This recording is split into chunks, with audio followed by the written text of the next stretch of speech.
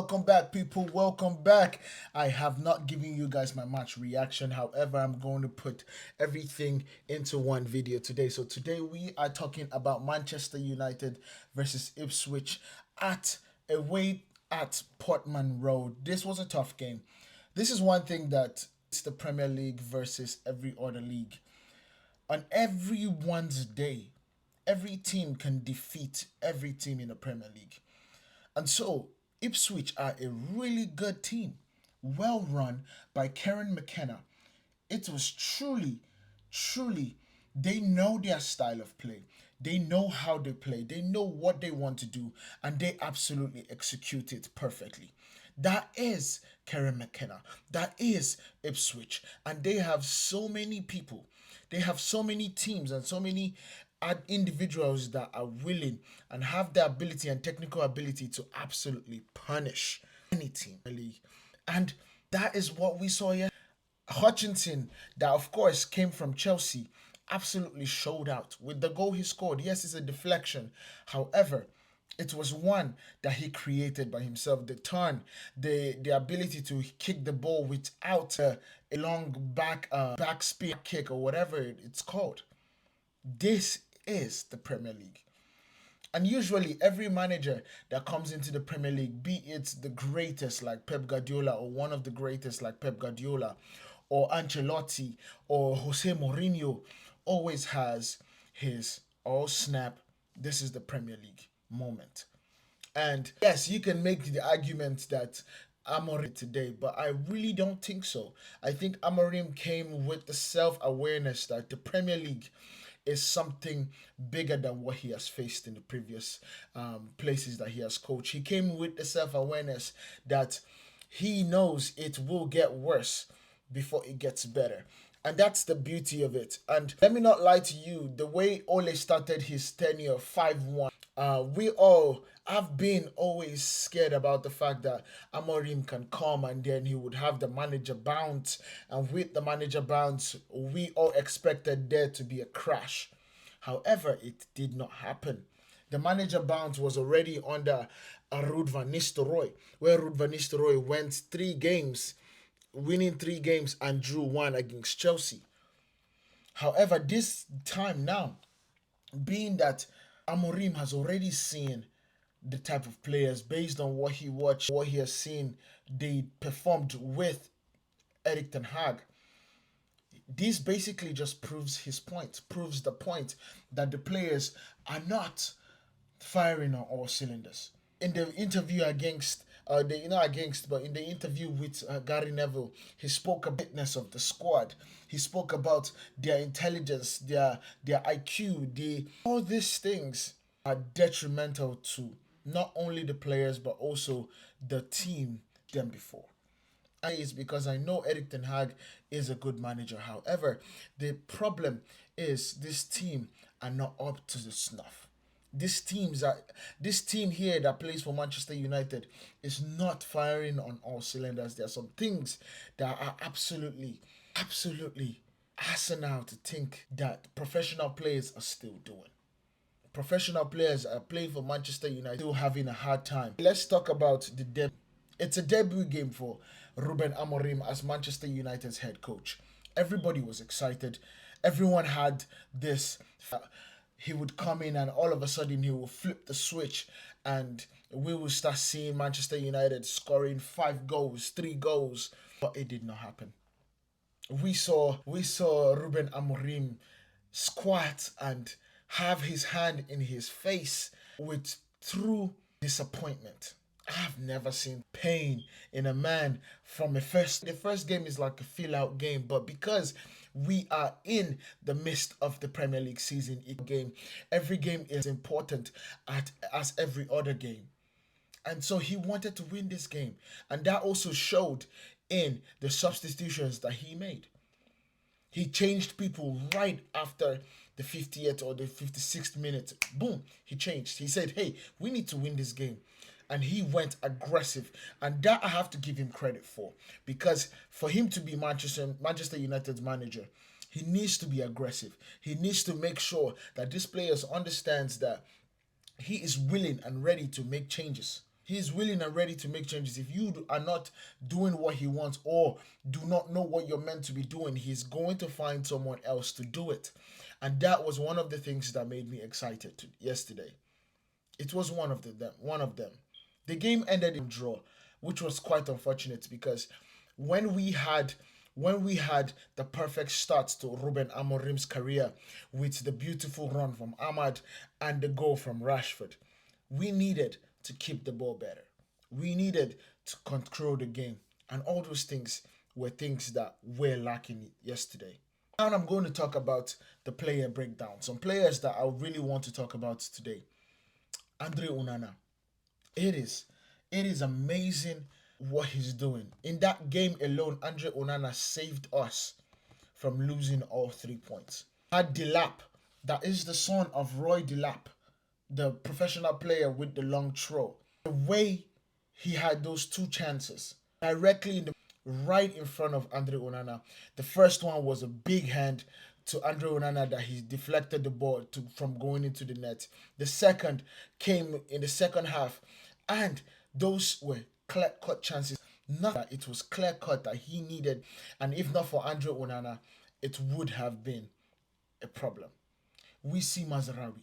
Mazarawi is such an intelligent player. It is truly amazing to see that we got him for what we got him for from Bayern. This, I said it before, Mazarawi continues to contend for the best signing of the summer, of the entire summer. He is so intelligent. He is versatile. He can play in different positions. And Mazarawi absolutely just shone throughout the game. Of course, he was at one point as the right centre back, which I do not think is his favorite position, or I do not think is my position But that only made way for Amad Diallo. Amad Diallo starting the game. I said it when I was talking about Sporting. I said Ahmad would be one of the people to shine under Ruben just because of his ability and his intelligence to actually create. And we saw it today. Ahmad Diallo is small but mighty. He reminds me of kid in Tom and Jerry that is like, let me at him, let me at him, let me at him. Because when he took on that run, he bounced off two big men. He bounced off two big men that are technically 6'1", 6'2", about 190 pounds. And Amad Diallo is nowhere near that. He bounced them off. They literally, he is scary strong. He is very strong. He is so deceptively strong. He bounced them, kept on running. Pace, the ball, controlled in terms of distance, that he found Rashford in a perfect cross, and Rashford one touch finish. The beauty about that finish is this is Gyökeres' style of finish. If you looked in the past, when Gyökeres, like last year, Gyökeres got about 60 to 70% of his goals with one-touch finishes, with tap-in finishes. The likes of Goncalves, the likes of Quenda creating, all those things created a chance for Gyökeres to do what he's meant to do. The hardest thing in football, which is score goals. And we saw Ahmad, the moment he gets the instructions, Ahmad goes and executes it perfectly. Ahmad, Mazarawi, Andre Onana. Those are three people that are today contending for player of the season. Now, the season is not anywhere close to finishing.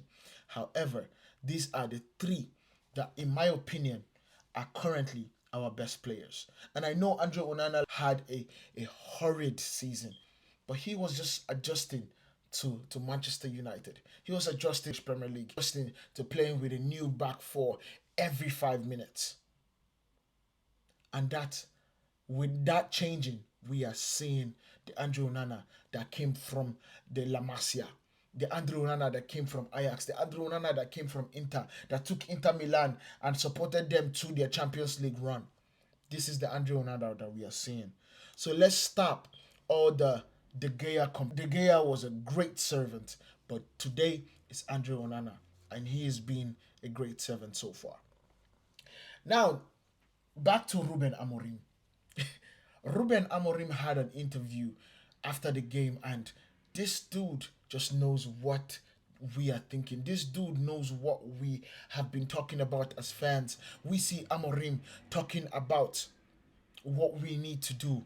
The players thinking way too much on the ball because this is a new team, this is a new system. All this are the things. And the game is so fast that a split second, when you think for a split second, you have the likes of Dilap jumping and getting you have the likes of Hutchinson jumping and getting the ball. To Esebe, he did not, all these players are so fit and are so ready. It is the Premier League. It is one of the fastest leagues in the world. So when you think too much, all those things kind of add up. And that's what we saw today. Diego Dalot thinking, am I meant to be here? Am I meant to be inside? Am I thinking, Bruno thinking, able to know that he is meant to be in certain zones? Garnacho thinking that he's still a winger, is still meant to hug the line. All those things are things that we need to understand that the players did.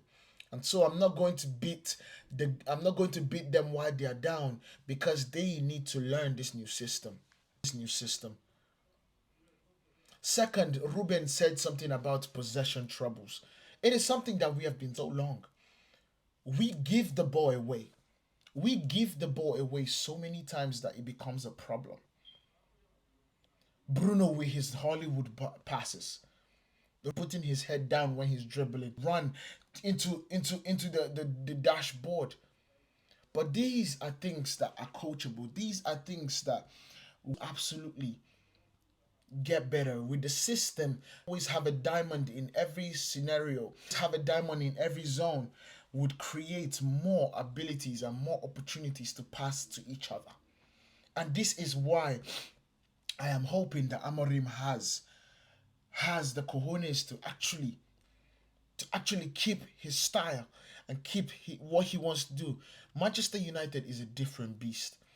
The media in England is a different beast. And this is why we want him able to enact his vision. And this leads me to what he says. They asked him, how about getting points? How about the focus that you can get the best out of this system that they already know? He said, if I do that and get season, my system will be right back here. And he is not wrong. And that is where Eric Ten Hag opinion. Injuries came. The players did not understand what he wanted to play, and he capitulated and changed his position. Next year, which was last year, he said, okay, let's go back to play. And now the players are already stuck on what he was already preaching, and he can't get them to play his style. Then we have the season that we had. Ever, he says, Ruben actually says, risk now to let them learn on the job. The players are good enough. They need to learn on the job. I 100% believe that. You need to learn on the job. He came in the middle of the season. Any preseason games for you, preseason training, we don't have that. You in the job. If not, someone else that is doing better and in getting the role or getting what he's meant to do will come into the game. Second, he says, and this is something that I want to point out. Ruben Amorim mentioned that them learning on the road or on the job because we have every game. We have 3 games in a week. We have one on Thursday and then another on Sunday. He needs time for them to train. Not get that because the recovery is 2 days. However, Ruben said something that would basically be a potential massive rotation that is coming to happen. The first team that has played under against Ipswich, I believe, will be rotated. And he's going to continue rotating this team until, and this is, let's make it as if we have one first team and the other second team. And then what he's going to be doing is the first team is going to play today. The next going to train the next day. Why that team, the first team is going to be recovering. That second team then starts their recovery and then will play in the next game. He has a team always training on his system and training with his and resting in the way that the other team is ready to play in the next game. So he says he needs to find a way. I hope I explained that a little bit better, or a little way that you can actually understand. But the beauty of it is he is going to have one team playing today, the training the next day while that first team is recovering, and then he has the recovery of that team, which would then be the second team, which would then be the team that would play on Thursday.